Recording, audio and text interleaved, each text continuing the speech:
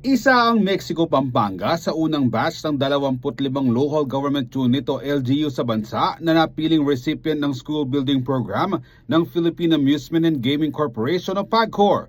Lumagda sa Memorandum of Agreement o MOA ang PAGCOR, Department of Education at Pamahalang Bayan ng Mexico para sa pagtatayo ng 3-story building na may 12 silid-aralan sa Mexico National High School. Kasama rin sa aktibidad ang ilang opisyal mula sa Public Schools District at prinsipal ng paaralan.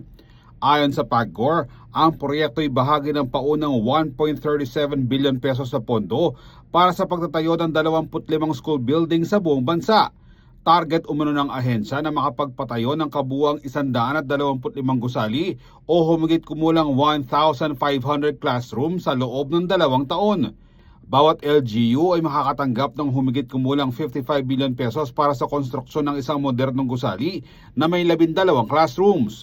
Bawat silid-aralan ay lalagyan ng mga upuan, mesa, electric fan, microphone, 75-inch smart TV at free internet subscription sa isang taon. Maglalagay din ng mga pasilidad na angkop para sa mga persons with disabilities. Layunin ng proyekto na mabawasan ang kakulangan sa silid-aralan at maibsan ang siksikan at shifting schedule sa mga paaralan. Target daw ng PAGCOR na makompleto ang lahat ng classroom bago matapos ang 2027. Ilalabas ang pondo sa 3 bahagi o tranches batay sa progreso ng konstruksyon at pagsunod sa mga pamantayan ng proyekto.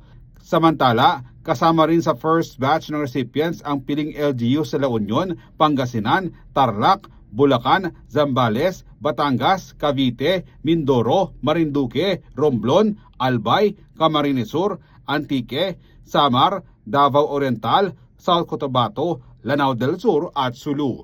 Ako si Jody Dizon Mercado para sa CLTV 36 News.